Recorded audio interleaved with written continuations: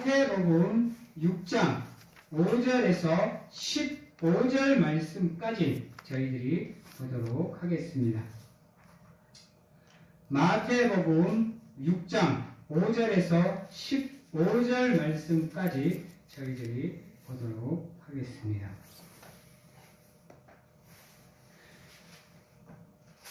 제가 봉독해 드리도록 하겠습니다. 마태복음 6장 5절에서 15절 말씀입니다. 또 너희는 기도할 때에 예식하는 자와 같이 하지 말라. 그들은 사람에게 보이려고 회당과 큰 거리 어귀에 서서 기도하기를 좋아하느니라. 내가 진실로 너에게 이르노니 그들은 자기 상을 이미 받았느니라. 너는 기도할 때에 내 골방에 들어가 문을 닫고 은밀한 중에 계신 내 아버지께 기도하라. 은밀한 중에 보시는 내 아버지께서 갚으시리라. 또 기도할 때에 이방인과 같이 중언부언하지 말라. 그들은 말을 많이 하여야 들으실 줄 생각하느니라. 그러므로 그들을 본받지 말라. 구하기 전에 너희에게 있어야 할 것을 하나님 너희 아버지께서 아시느니라. 그러므로 너희는 이렇게 기도하라. 하늘에 계신 우리 아버지여, 이름이 거룩히 여김을 받으시오며 나라가 임하시오며 뜻이 하늘에서 이루어진 것 같이 땅에서도 이루어지이다. 오늘 우리에게 일용할 양식을 주시옵고 우리가 우리에게 죄 지은 자를 사하여 준 것 같이 우리 죄를 사하여 주시옵고 우리를 시험에 들게 하지 마시옵고 다만 악에서 구하시옵소서. 나라와 권세와 영광이 아버지께 영원히 있사옵나이다. 아멘. 너희가 사람의 잘못을 용서하면 너희 하늘 아버지께서도 너희 잘못을 용서하시려니와 너희가 사람의 잘못을 용서하지 아니하면 너희 아버지께서도 너희 잘못을 용서하지 아니하시리라. 아멘. 오늘 우리 산상수훈에 보면 사람들 앞에서 보이려고 하지 말아야 될 것을 세 가지를 얘기합니다. 그 하나는 우리가 오전 예배 때 살펴보았던 구제이고요. 그리고 두 번째는 오늘 우리가 봐야 될 본문 기도입니다. 그리고 세 번째는 바로 금식이라는 겁니다. 다음 본문에 나옵니다. 왜 이것들은 우리가 사람에게 보이려 하지 말고 은밀한 중에 해야 되느냐 하면 사람의 관계보다 누구와의 관계가 더 중요하기 때문에 하나님과의 관계가 더 중요하기 때문입니다. 구제에 대해서는 제가 앞에서 말씀을 드렸기 때문에 더 가타부타 말을 하지 않고 이 시간에는 기도에 대해서 한번 얘기를 해보겠습니다. 왜 우리가 기도를 사람에게 보이려 하지 말고 은밀한 중에 하나님과 해야 되느냐 하면요. 여러분, 사람은 믿음의 대상일까요? 아닐까요? 아니에요, 여러분. 사람은 신앙의 대상이 될 수가 없어요. 근데 우리 사회에 보면 사람이 믿음의 대상이 되는 종교가 참 많죠? 불교도 석가모니라는 사람을 믿는 종교예요. 유일하게 우리 기독교를 빼고 우리 기독교의 뿌리에 있는 종교들을 빼고 대부분 종교들은 다 허황된 신이나 사람을 신앙의 대상으로 가지고 있어요. 일례로 그리스 로마 신화, 제우스라는 신이 실제로 존재하는 신일까요? 여러분들은 어떻게 생각하세요? 그리스 로마에는 참 많은 신들이 나와요. 근데 그 신들이 다 존재하는 신이냐? 아니에요. 그것은 그저 신화적인 존재를 신격화시킨 거예요. 그리고 우리 기독교 내에서도 사람을 신격화시켜서 믿는 이단들이 있죠. 여러분, 이만희가 믿음의 대상이 될까요? 안 될까요? 어떠세요, 여러분? 안산홍은요? 정명석이는요? 근데 아이러니하게 그들은 사람을 믿어요. 그것도 자기 목숨을 바쳐서 믿어요. 그래서 오히려 그것을 통해서 정통 기독교를 공격을 해요. 근데 웃긴 건 뭔지 아세요? 여러분, 거주를 신격화시키면서 전부가 다 정통 기독교에 있는 존재를 가지고 신격화시켜요. 성부 하나님이니, 성자 하나님이니, 성령 하나님이니, 보혜사니, 천사니. 웃기지 않아요?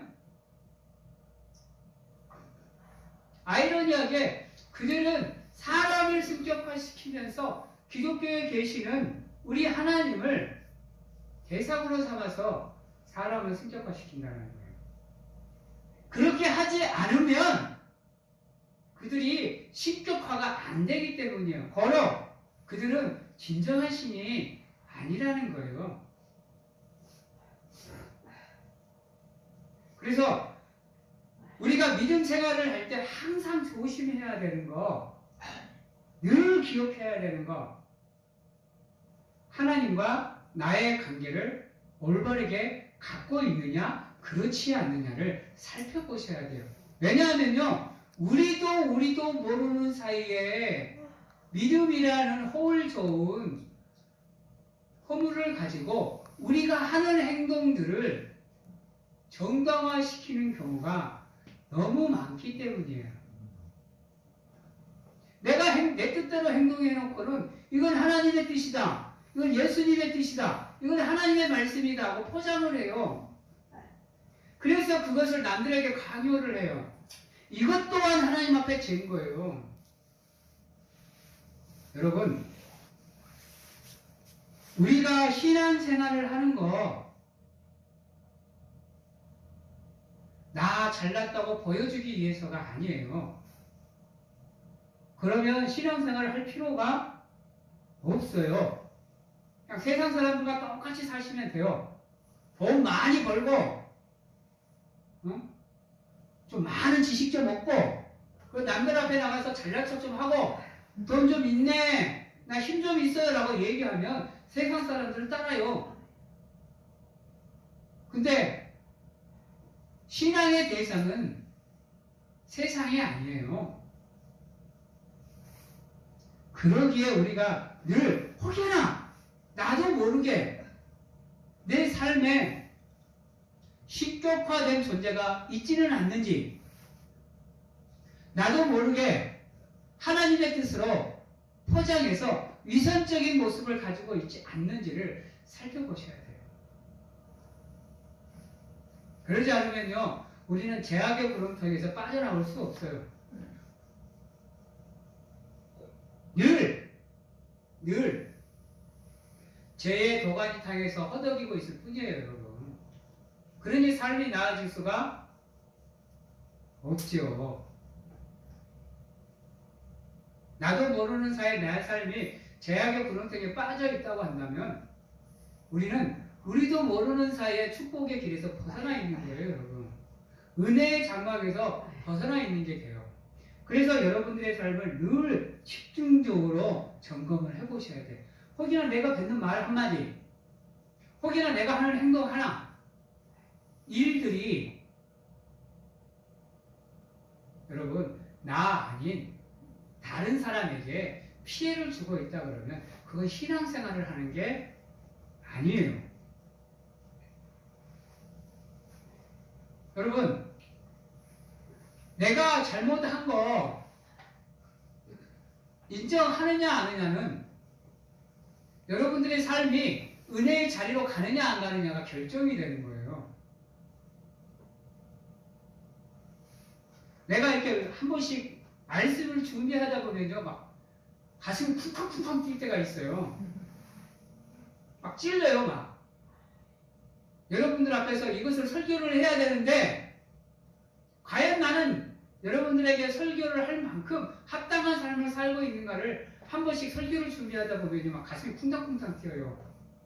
왜? 나도 모르게 내가 잘못된 행동을 했구나, 말들을 했구나를 느끼게 되면요, 막 우리 양심의 가책을 느낀다 그러죠. 바늘로 콕콕콕 뛰시는 것처럼 아파요. 나도 모르게 그냥 말씀을 준비하다 모든 것을 내려놓고 하나님 앞에 회개기도 할 때가 참 많아요. 많더라고요. 그걸 너무 당연하게 넘기는 경우가 너무 많아. 내 스스로 합리화시키는 게 얼마나 많은지요. 내가 행동해놓고 이건 하나님의 뜻이니까, 이건 하나님의 말씀에 있으니까 당연한 거다고 얘기하고 그냥 넘겨요. 여러분, 이게 바로 외식하는 자의 모습이에요. 잘못을 잘못으로 인지를 못하는 거. 그래서 그것이 당연하듯이 살아가는 거. 그래서 예수 그리스도께서 바리새인과 서기관과 장로들을 향해서 독서를 날리시는 거예요. 왜? 깨달으라고. 깨달아서 지옥에 갈 길을 돌이켜서 천국으로 가라고 그렇게 독서를 날리시는 거예요. 왜? 예수님이 마음이 아프면서도 그러지 않으면 그들이 천국의 길로 돌아설 수 없기 때문인 거예요. 그래서 이와 같은 삶을 살지 말라고 우리에게 얘기해요. 외식하는 자의 특징 중에 하나가 바로 사람에게 잘 보이려고 하는 특징이에요. 이거는 제가 다음 시간 금식을 다룰 때까지 계속해서 나올 건데요. 여러분들 한번 살펴보시기 바랍니다. 그러면 내가 외식하는 자의 삶을 살고 있는가? 아니면 믿음의 성도로서의 삶을 살고 있는가를 점검하실 수 있어. 화해를 하나를 하더라도 꼭 누군가에게 인정받고 싶어서, 보여주고 싶어서 있는 데서 화해를 해. 꼭 누구에게 조언을 해주고 충고를 해도 꼭 내가 이만큼 조언하고 충고해주는 위대한 사람이라는 걸 보여주고 싶어서 사람들 있는 자리에서 그래. 나는 그들의 그 순간에 나는 사람들한테 인정받을지는 모르지만요, 나에게 조언받고 충고받는 사람은 그 순간 사람들에게 낙인 찍혀요. 여러분, 무식한 사람, 어리석은 사람, 미련한 사람으로요.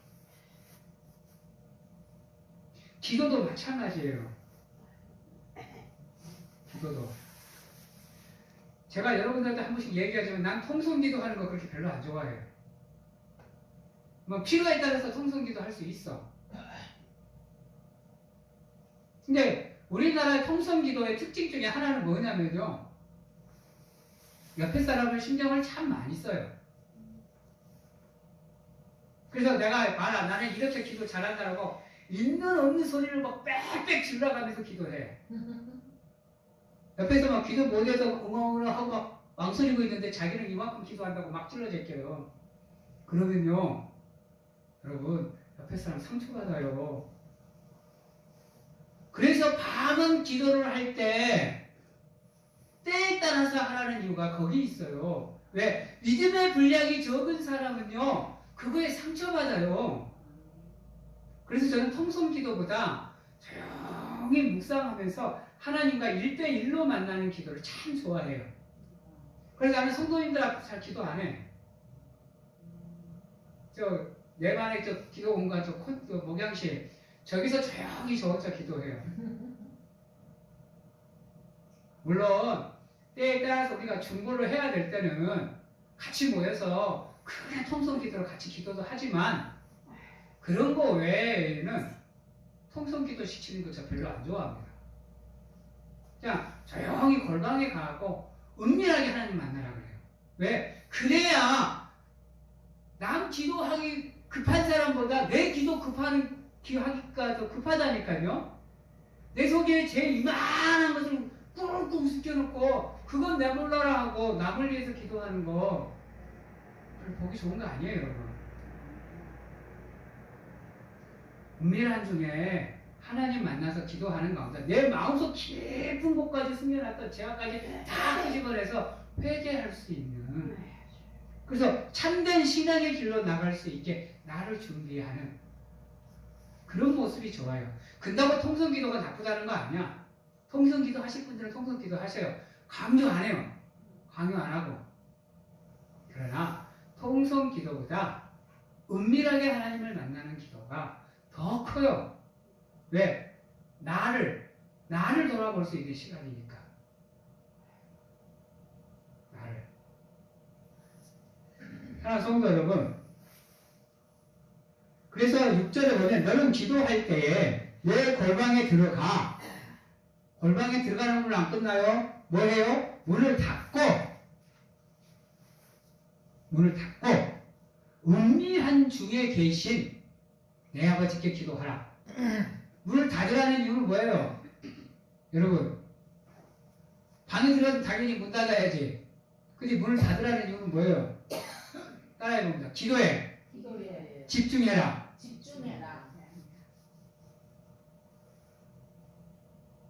괜히 세상 밖으로 귀 기울이지 말라는 얘기입니다. 다른 사람한테 잘 보일 생각하지 말라는 거예요. 오직 하나님과 1대1로 하나님만 바라보고 기도하라는 겁니다. 그래서 문 닫으라는 거예요.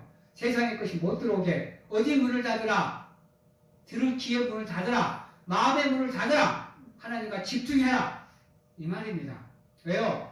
딴 생각이 들어오면요, 그때부터 우리 생각 흩어져요. 흩어지면요, 그 생각 다시 바로잡기 힘들어요. 집중이 안 돼요. 한번 따라해 볼게요. 기도는 하나님께 집중하는 겁니다. 예. 다른 것을 신경 쓰지 마세요. 오직 하나님만 바라보세요. 기도하면서도 오늘 점심에는 뭔 반찬을 해야 되는지, 저녁에는 어떤 반찬을 해야 되는지,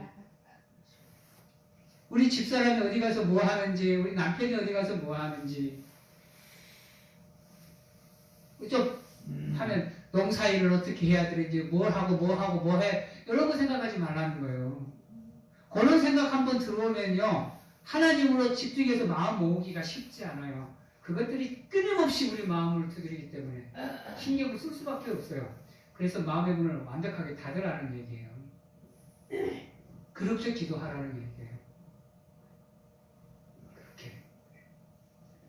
자, 다음으로 우리가 또 봐야 될 게 뭐냐면요, 실전에 있어요. 한번 따라해 봅니다. 기도할 때는 주문부원하지 맙시다. 다시 한번 해봅니다. 기도할 때는 말을 많이 하려고 하지 맙시다. 오늘 말씀처럼요, 말을 많이 해야 하나님이 들은 줄 알아. 안 그래요? 우리 하나님. 우리 마음을 이미 헤아리고 다 알고 계시는데요. 누구보다도 우리를 잘 알고 계시는데 우리가 주저리 할 필요 없어요, 여러분. 그냥 주여. 이 한마디에도 하나님은 우리 말 다 헤아려요. 그래 네가 이렇게 힘들구나. 다 헤아려 주셔. 하나님 이것 때문에 힘들고요, 저것 때문에 힘들고요, 이것도 주셔야 되고요, 저것도 안 해도 돼요. 이미 우리가 무엇을 필요로 하는지 다 알고 계셔요. 하나님께 집중해서 진심으로 기도하면 되는 거예요. 근데 우리 이런 예를 들어서 조금 미안합니다만, 대표 기도할 때나 우리 모임 가서 그 대표로 기도할 때 유창하게 말을 하고 하면 기도를 잘하는 줄 아시는데요, 그거 기도 못하는 거예요, 여러분. 내가 이만큼 해야 하나님이 기도를 들어주신다고 생각하는 거예요. 죄송합니다만, 내가 필요한 것만, 내가 원하는 것만 이미 내 마음을 알고 계시잖아요. 구체적으로 기도하시면 돼요. 뭐 하나님 우리 아들 수능에 합격하게 해주세요. 그래놓고는 이러면 하나님 말씀 잘 듣고 저러면 하나님, 이거 붙일 필요 없어요, 여러분.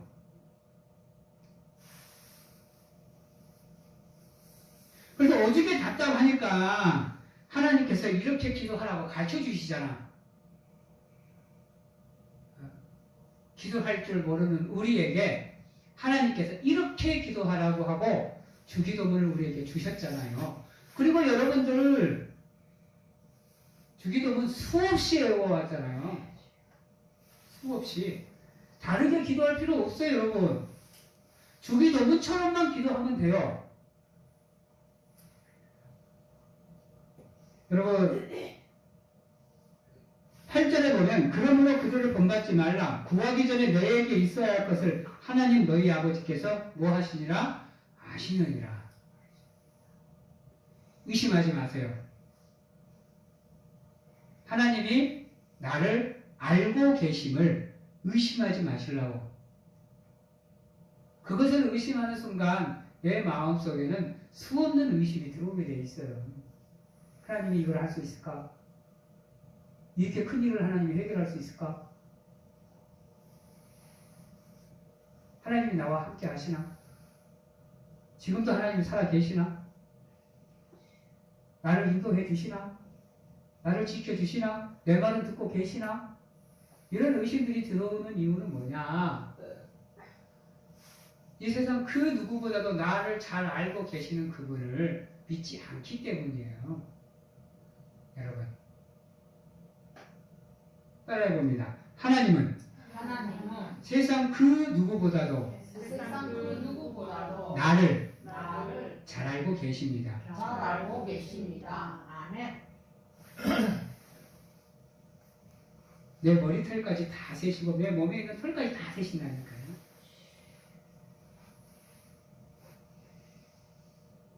우리는 내 머리 하나, 흰 머리 하나 검게 못 만들잖아요.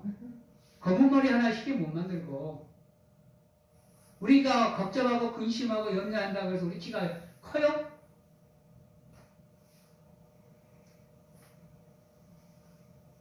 하나님이 지금도 살아 계시고 지금도 나와 함께 계시고 누구보다도 나를 잘 알고 계신다고 하면 내 마음속에 이러한 어려움들, 내 삶의 장애물, 방해물들 하나님은 이미 다 알고 계시기에 내가 구하면 구하는 대로 해결해 주시고 구할 수 있게 도와주시고 찾게 도와주시고 열리게 도와주신다는 것을 믿을 수 있게 되는 거예요. 그래서 의심하지 말라는 거예요. 성경이. 하나님의 말씀에 의심하지 말라는 이유는 거기에 있어요. 우리를 직접 머리끝부터 발끝까지 하나하나를 다 창조하신 분이에요. 인간의 몸이 어떻게 작용을 하고 어떻게 생겼는지 어떻게 생리작용을 하고 화학작용을 하고 병리작용을 하는지 다 알고 계신다니까. 피가 어떻게 해야 잘 돌고 다 알고 계셔요. 그래서 기도만 하셔요. 믿고.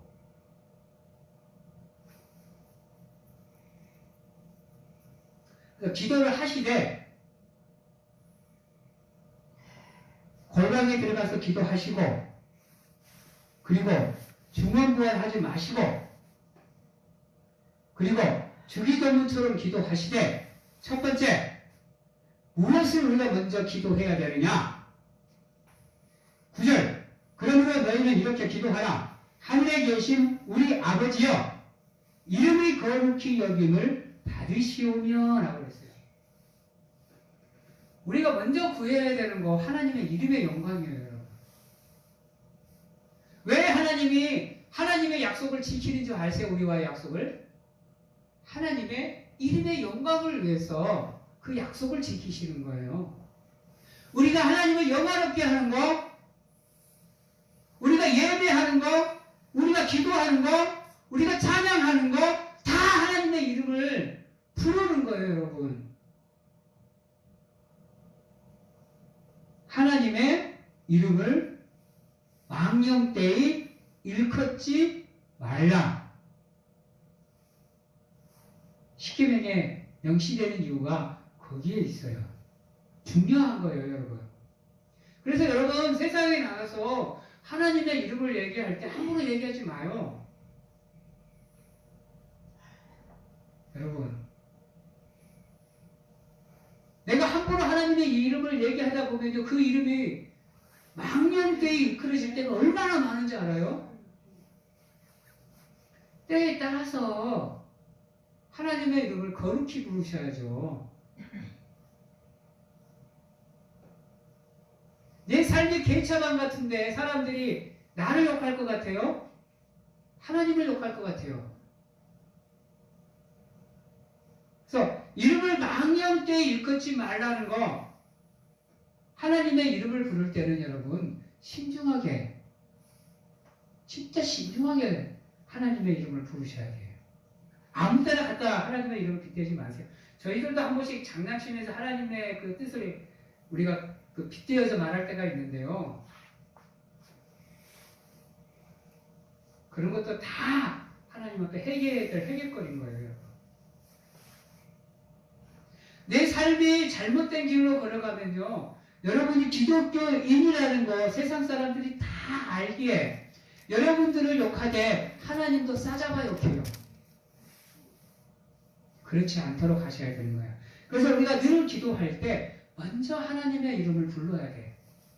그 하나님의 이름에는 놀라운 권세가 있다는 거 아세요?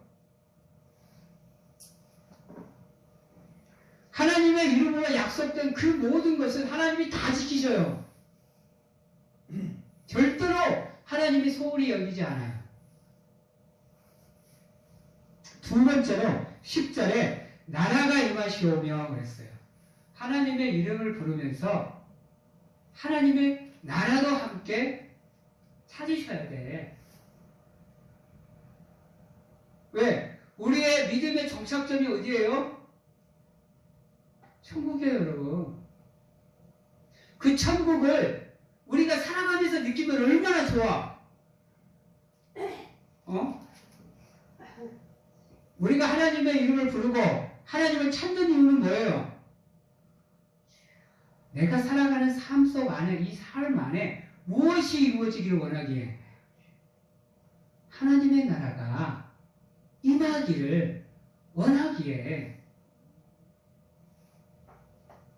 그래서 우리 목회자들이 늘 기도하는 게 뭐예요? 이 땅에 하나님의 뜻이 이루어지는 하나님의 나라가 이루어지기를 소망하잖아요. 잘 바꾸면 여러분들의 삶이 천국과 같은 삶이 되셔야 되는 거야. 여러분, 그러기 위해서 여러분들의 삶을 점검해 나가셔야 되는 거예요.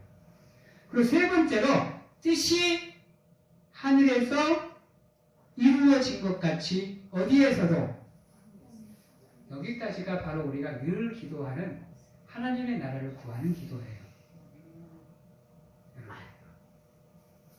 하나님의 나라는 영역이 어디까지냐, 다 여러분들한테 얘기해봐야 어려운 얘기고 쉽게 풀면 이렇게 되는 거예요. 그래야 힘든 세상 속에서도 내 삶이 천국과 같은 삶이 되는 거예요. 매 순간순간 하나님의 이름을 부르고 매 순간순간 내가 살아가는 이 삶이 하나님의 나라같이 되고 그 안에 하나님의 뜻이 이루어지는 것, 이게 천국과 같은 삶이에요, 여러분. 그것을 위해서 기도하셔야 돼요. 그게 바로 따라해봅니다. 예수님이 우리에게 주시는 평안의 삶입니다.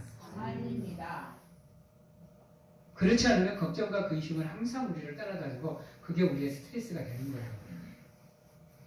마음 편하게 묻고 편안한 삶을 살고 싶다면 우리가 스스로 믿음으로 그렇게 결단하고 확신하고 그것을 지켜나가는 거예요. 하나님의 이름의 영광을 위해서. 그리고 난 다음 구해야 될 게 바로 우리의 것이에요. 우리의 것. 11절에 오늘 우리에게 이뤄갈 양식을 주시고 그랬어요.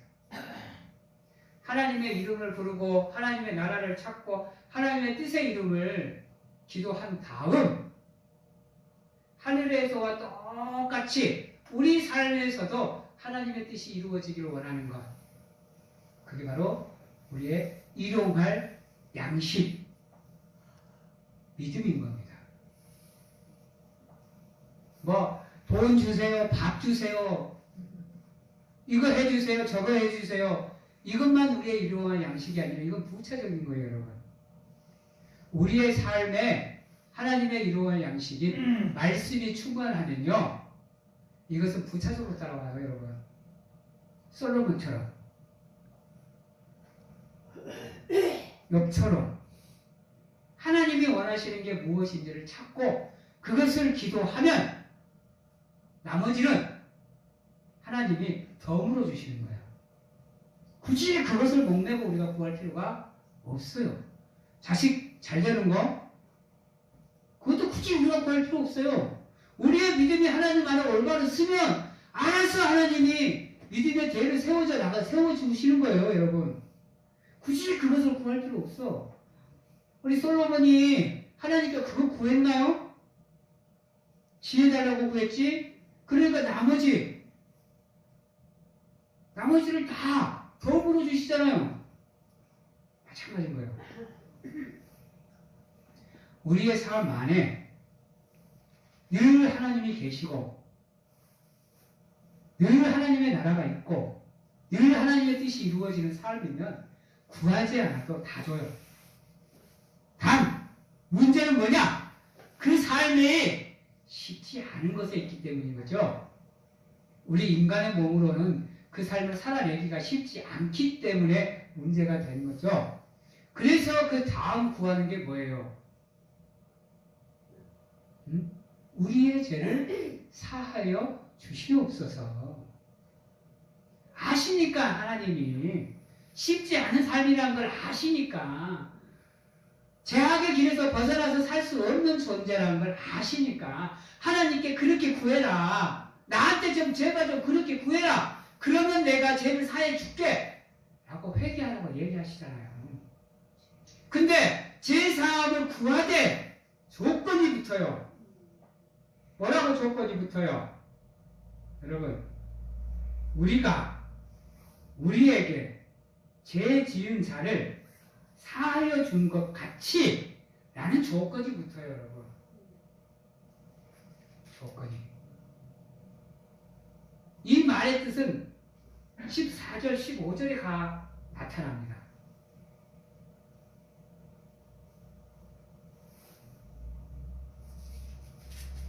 기도할 때 이렇게 기도하셔야 돼요.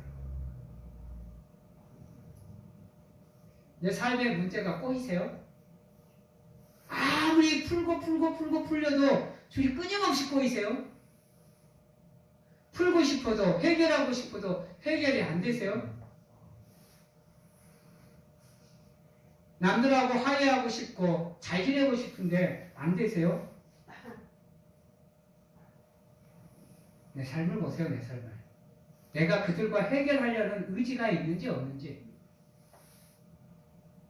내가 남들과 관계를 잘 원만하게 해결해 가고 있는지 아닌지. 말하잖아요. 너희가 꼬면 어디서도 꼬이고 하늘에서도 꼬이고, 너희가 풀면 하늘에서 뭐예요? 풀린다고 얘기하잖아요. 14절에 너희가 잘못을 용서하면 너희 하늘 아버지께서 용서하시고, 너희가 남을 용서하지 않으면 아버지께서도 너희를 용서하지 않을 것이다. 삶이 복잡해지고 힘들어지면 한번 여러분 내 삶을 돌아보세요. 그리고 기도하세요. 기도하시되 내 것만 구하지 말고 하나님을 위해서 먼저 구하세요. 그리고 여러분들 것을 구하면 그것이 바로 찾으면 찾을 것이요, 구하면 구할 것이요, 두드리면 열릴 기적의 기도가 되는 겁니다. 여러분. 그리고 우리가 또 기도해야 되는 거, 제사함만 받아서 되는 게 아니거든요. 왜요? 우리의 삶은 끊임없는 믿음의 시련이기 때문이에요. 그래서 13절에 보면 이렇게 얘기를 해요. 우리를 뭐에 들지 않게 하옵소서. 시험에 들게 하지. 예. 가장 중요한 게 우리 한국 기독교인들이 이건 생각 안 해요. 이건 생각 안 해요. 일용할 양식 받는 것도 기도하고 제사함도 기도하는데 이건 기도 안 해. 자기의 삶이 시험 가운데 있음에도 불구하고 안 구해. 왜? 시험에 빠져있는지 안 빠져있는지를 모르는데, 시련이 다가왔는지도 모르는데, 그냥 내 삶이 그냥 이렇게 살아왔으니까 똑같이 흘러가는 것 같다, 그런 것 같다라고 생각을 하고 있는 거예요. 문제가 생겼음에도 불구하고, 나에게 아픔이 있음에도, 질병이 있음에도, 내 가족에게 질병이 있고 아픔이 있고 가족이 힘들고 문제가 방해물이 있음에도 지금까지 그렇게 살아왔으니까 조금 흐르면 뭐 해결되겠지, 괜찮아지겠지, 나아지겠지, 이렇게 생각을 해. 여러분, 시험도 누가 허락하시는 거예요? 예. 하나님이 허락하시는 거예요. 사탄이 자기 개인적인 능력으로 사람을 절대로 시험 못해요. 엽기서에 보면 나오잖아. 그도 하나님한테 허락을 맡아야 돼요. 그래서 시련과 시험이 다가오면 하나님께 기도해야 되는 이유가 거기 있어. 사탄이 우리를 시험하고 실현하면 그렇게 기도할 필요 없어. 근데 하나님이 우리의 믿음을 시험하시는 거라니까.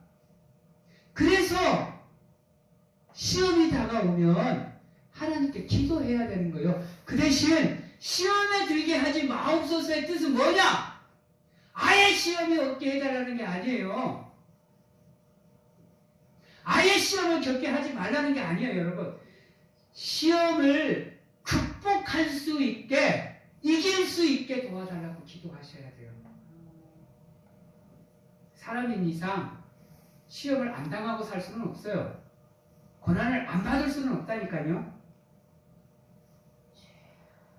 그래서 여기서 들지 않게 도와달라고 하는 이유가 거기 있어요. 아버지, 내가 이만큼 믿음 생활 열심히 잘 할 수 있도록 도와주시고 시련과 고난이 와도 깊이 빠지지 않게 그것을 극복할 수 있게 도와달라고 기도하는 거예요. 근데 이 말을 곡해해갖고 아예 시험을 안 당하는 것처럼, 그래갖고 시험 당하면 하나님 없다 그래. 그게 아니에요, 여러분. 따라해봅니다. 시험을 극복하고 이기는 거, 이게 하나님의 뜻이에요, 여러분. 인간인 이상 절대 고난을 피해갈 수 없습니다. 그리고 난 다음 구하는 게 뭐예요? 여러분, 악에서 구하옵소서. 마지막으로 구하는 게 그겁니다. 왜요?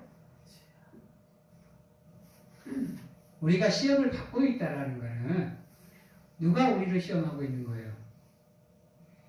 하나님의 명령 하에, 하나님의 뜻 안에서 사탄이 우리를 시험하는 거예요. 그래서 그거에 빠지지 않게 도와주시옵소서라고 기도하는 거예요.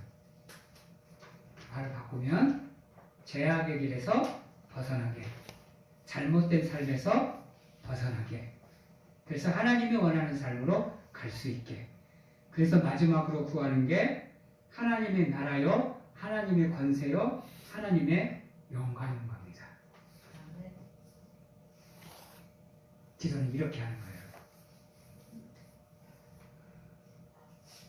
이러한 기도로 하시되 우리의 삶이 먼저 하나님께 회개하는 심령이 되어서 기도하시는 거예요. 그게 14절 15절 말씀이에요. 예배를 드리려다가, 예물을 드리려다가 형제들과 문제가 생각이 나거든 뭐 하라? 먼저 가서 화해하고 후에 와서 예물을 드리고 예배하라. 그래야 그 예물의 가치가 진정으로 갖게 되는 거예요. 풀지 않고 예물 드리면요, 하늘에서도 꼬여요, 여러분. 그러니까 내가 예물을 드리려다가 혹여나 잘못한 것이 생각이 나면 하나님께 회개하고 기도하는 가운데 화해하고 하나님께 와서 예물을 드리면 여러분들 삶에 막혀있는 관계가 풀리는 거예요. 그게 예물의 가치예요. 우리가 드리는.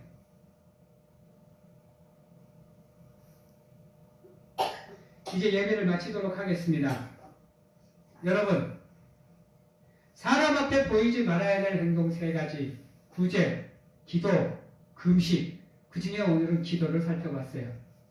기도는 절대로 남에게 보이려고 하지 마세요. 기도는 오직 하나님과 나의 1대1 관계입니다. 그리고 기도는 절대로 쉬는 게 아니에요. 왜요? 우리의 영적 호흡이기 때문에. 기도할 때 절대로 중언부언하지 마세요. 딱 하나님의 뜻에 합당한 내 것을 구하세요. 말 많이 한다고 기도 잘한 거 아니에요? 그리고 주기도문처럼 기도하세요. 주기도문을 기도하시다가 기도할 것이 안 떠오르면 그대로 주기도문 묵상하세요. 그러다 보면 내가 구해야 될 것들이 떠올라요. 먼저 하나님의 이름을 부르시고 하나님의 나라를 찾으시고 하나님의 뜻을 찾으세요. 그러고 난 다음에 우리의 일용할 양식을 찾으시고 우리 제사함을 위해서 구하세요. 화해 가운데. 그리고 시험에 들지 않게, 악에 빠지지 않게 기도하세요. 나머지는 하나님이 하십니다. 이렇게 기도함으로 하나님과 아름다운 관계를 맺어가시는 사랑하는 성도님들이 되시기를 주님의 이름으로 축원합니다. 기도하겠습니다. 사랑의 하나님 감사합니다. 부족하고 연약하지만 늘 하나님 앞에 함께 있습니다. 하나님, 내 마음 아시죠? 내 믿음 아시죠? 내 삶 아시죠? 붙잡아 주시고 인도해 주셔서 믿음의 길에서 벗어나지 않도록, 은혜의 장막에서 벗어나지 않도록 늘 하나님과 같은 자리에 머물 수 있도록 하나님 축복하여 주셔서 늘 하나님께 모든 것을 맡기고 의뢰하는 우리가 될 수 있도록 하나님 축복하시오. 기도할 때마다 누구보다도 나를 잘 알고 계신 하나님을 믿고 하나님만 믿고 기도할 수 있도록 강하고 담대한 믿음 우리에게 허락하여 주시옵소서. 사람에게 보이려고 기도하지 않게 하시고 주문부원하지 않게 하시고 하나님의 뜻을, 하나님의 나라를, 하나님의 이름을 먼저 구하는 가운데 우리 것을 하나님께 맡기는 기도를 할 수 있는 믿음의 성도가 될 수 있도록 하나님 축복하여 주시옵소서. 지금은 우리를 죄에서 구원하시기 위해 이 땅에 오신 예수 그리스도의 은혜와 세상 끝날까지 우리와 함께 하시는 가운데 안아주시고 품어주시는 하나님 아버지의 사랑하심과 세상 어느 곳에 가서 무엇을 하든지 간에 우리를 지키시고 보호하시는 성령님의 교통하심이 오늘 이 자리에서 온전히 하나님만 바라보며 하나님만 신뢰하는 삶을 살고자 확신하고 결단하며 하나님의 나오는 사랑하는 성도님들 머리 위에와 가정과 직장, 자녀와 건강 위에 지금부터 영원토록 함께 하시기를 축원하옵나이다.